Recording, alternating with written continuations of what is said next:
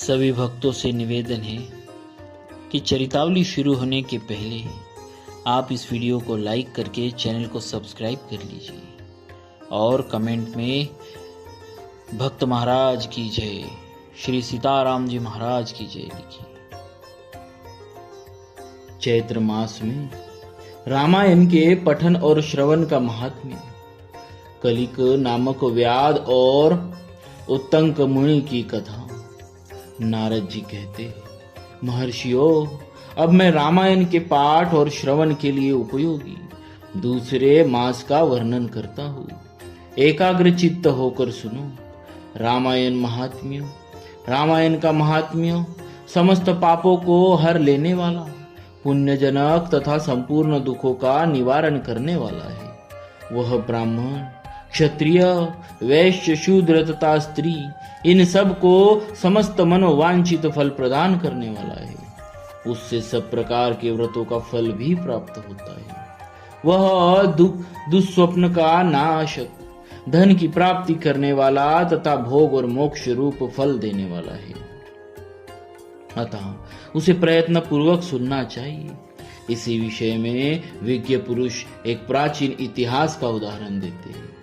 वह इतिहास अपने पाठकों और श्रोताओं के समस्त पापों का नाश करने वाला है। प्राचीन कलियुग में एक कलिक नाम वाला व्याध रहता था। वह सदा पराई स्त्री और पराये धन के अपहरण में ही लगा रहता था। दूसरे की निंदा करना उसका नित्य का काम था। वह सदा सभी जंतुओं को पीड़ित किया करता था। वह सदा सभी जंतुओं को पीड़ा दिया करता था। उसने कितने ही ब्राह्मणों को तथा सैकड़ों हजारों गौ की हत्या कर डाली थी। पराये धन का तो वह नित्य अपहरण ही करता था। देवता के धन को भी हड़प लेता था। उससे अपने जीवन में अनेक बड़े बड़े पाप किए थे।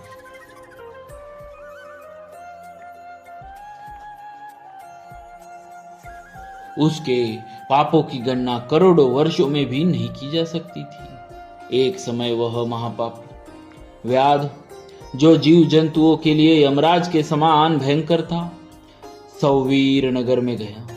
वह नगर सब प्रकार से वैभव संपन्न, वस्त्राभूषणों से विभूषित, युवतियों द्वारा सुशोभित, स्वच्छ जल वाले सरोवरों से अलंकृत तथा भांति भांति की दुकानों से सुसज्जित था। देवनगर के समान उसकी शोभा हो रही थी। व्याध उस नगर में गया। सौवीर नगर के उपवन में भगवान केशव का बड़ा सुंदर मंदिर था, जो सोने के अनेकानेक कलशों से ढका हुआ था। उसे देखकर व्याध को बड़ी प्रसन्नता हुई। उसने यह निश्चय कर लिया कि यहाँ से बहुत सा सुवर्ण चुरा कर ले चलूंगा। ऐसा निश्चय करके वह चोरी पर लट्टू रहने वाला व्याध श्री राम के मंदिर में गया। वहां उसने शांत, तत्वार्थ वेत्ता और भगवान की आराधना में तत्पर उत्तंक मुनि का दर्शन किया, जो तपस्या की निधि थे। वे अकेले ही रहते थे। उनके हृदय में सबके प्रति दया भरी थी। वे सब ओर से निस्पृह थे। उनके मन में केवल भगवान के ध्यान का ही लोभ बना रहता था। उन्हें वही वहां उपस्थित देख व्याध ने उनको चोरी में विघ्न डालने वाला समझा। तदनंतर जब आधी रात हुई, तब वह देवता संबंधी द्रव्य समूह लेकर चला। उस मदोन्मत्त व्याध ने उत्तंक मुनि की छाती को अपने एक पैर से दबाकर हाथ से उनका गला पकड़ लिया और तलवार उठाकर उन्हें मार डालने का उपक्रम किया। उत्तंक ने देखा व्याध मुझे मार डालना चाहता है, तो वे उससे इस प्रकार बोले। उत्तंक जी ने कहा, ओ भले मानुष, तुम व्यर्थ ही मुझे मारना चाहते हो। मैं तो सर्वदा निरपराध हूं। लुब्धक, बताओ तो सही, मैंने तुम्हारा क्या अपराध किया है? संसार में लोग अपराधी की ही प्रयत्न पूर्वक हिंसा करते हैं। सौम्य, सज्जन, निरपराध की व्यर्थ हिंसा नहीं करते। शांत चित्त साधु पुरुष अपने विरोधी तथा मूर्ख मनुष्यों में भी सद्गुणों की स्थिति देखकर उनके साथ विरोध नहीं करते। जो मनुष्य बारंबार दूसरों की गाली सुनकर भी क्षमाशील बना रहता है वह उत्तम कहलाता है। उसे भगवान विष्णु का अत्यंत प्रियजन बताया गया है। दूसरों के हित साधन में लगे रहने वाले साधुजन किसी के द्वारा अपने विनाश का समय उपस्थित होने पर भी उसके साथ वैर नहीं करते। चंदन का वृक्ष अपने को काटने पर भी कुठार की धार को सुवासित ही करता है। अहो, विधाता बड़ा बलवान है, वह लोगों को नाना प्रकार से कष्ट देता है। जो सब प्रकार के संग से रहित है उसे भी दुरात्मा मनुष्य सताया करते हैं।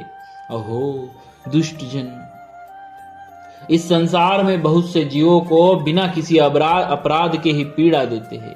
मल्लाह मछलियों के, चुगलखोर सज्जनों के और व्याध मृगों के इस जगत में अकारण वैरी होते हैं। अहो, बड़ा माया बड़ी प्रबल है, यह संपूर्ण जगत को मोह में डाल देती है तथा स्त्री, पुरुष और मित्र आदि के द्वारा सबको सब प्रकार के दुखों से संयुक्त कर देती है। मनुष्य पराये धन का अपहरण करके जो अपनी स्त्री आदि का पोषण करता है वह किस काम का, क्योंकि अंत में उन सब को छोड़कर वह अकेला ही परलोक की राह लेता है।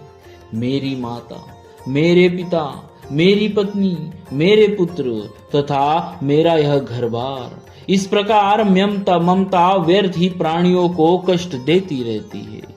मनुष्य जब तक कमाकर धन देता है तभी तक लोग उसके भाई बंधु बने रहते हैं और उसके कमाए हुए धन को सारे बंधु बांधव सदा भोगते रहते हैं।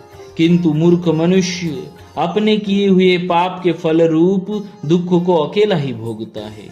उत्तांक मुनि जब इस प्रकार कह रहे थे तब उनकी बातों पर विचार करके कलिक नामक व्याध भय से व्याकुल हो उठा और हाथ जोड़कर बारंबार कहने लगा, प्रभु मेरे अपराध को क्षमा कीजिए।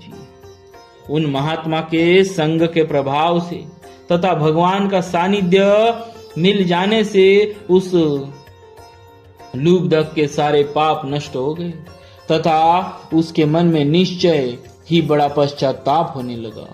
वह बोला, विप्रवर, मैंने जीवन में बहुत से बड़े बड़े पाप किए हैं किंतु वे सब आपके दर्शन मात्र से नष्ट हो गए। प्रभु, मेरी बुद्धि सदा पाप में ही डूबी रहती है। मैंने निरंतर बड़े बड़े पापों का ही आचरण किया है। मन से मेरा उद्धार किस प्रकार होगा? मैं किसकी शरण में जाऊं? पूर्व जन्म के किए हुए पापों के फल से मुझे व्याध होना पड़ा है।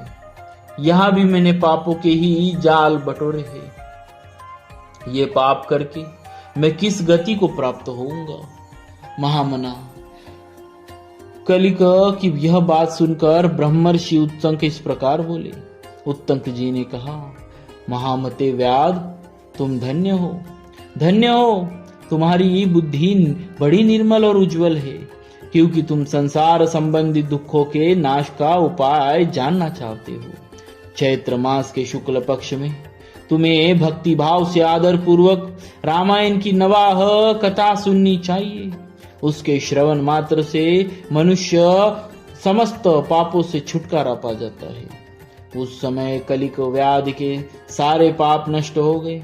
वह रामायण की कथा सुनकर तत्काल मृत्यु को प्राप्त हो गया।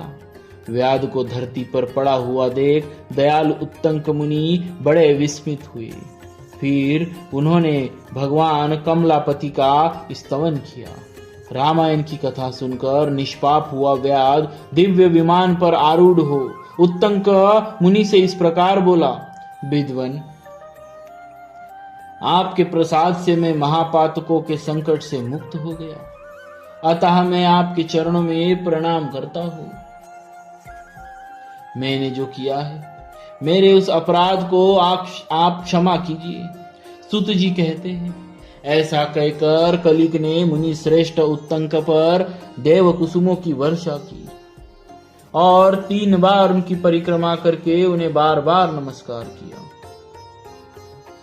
तत्पश्चात अप्सराओं से भरे हुए संपूर्ण मनोवांछित भोगों से संपन्न विमान पर आरूढ़ हो वह श्रीहरि के परम धाम में जा पहुंचा। अतः विप्रवरों, आप सब लोग रामायण की कथा सुने। चैत्र मास में शुक्ल पक्ष में प्रयत्न पूर्वक रामायण की अमृतमयी कथा का 9वां पारायण अवश्य सुनना चाहिए। इसीलिए रामायण सभी ऋतुओं में हितकारक है। इसके द्वारा भगवान की पूजा करने वाला पुरुष मन से जो चाहता है वह उसे निस्संदेह प्राप्त कर लेता है। सनत कुमार जी, तुमने जो रामायण का महात्मा पूछा था वह सब मैंने बता दिया। अब और क्या सुनना चाहते हो? भक्तों, यहाँ जिस परम पद से लौटने का वर्णन है वह ब्रह्मलोक से भिन्न कोई उत्तम लोक था, जहां भगवान मधुसूदन के सानिध्य तथा श्री राम के दर्शन का सुख का अनुभव होता था। इसे साक्षात वैकुंठ या साकेत नहीं मानना चाहिए, क्योंकि वहां से पुनरावृत्ति नहीं होती है। अनिच्छा से कथा श्रवण करने के कारण उन्हें अपुनरावृत्ति लोक नहीं मिला था।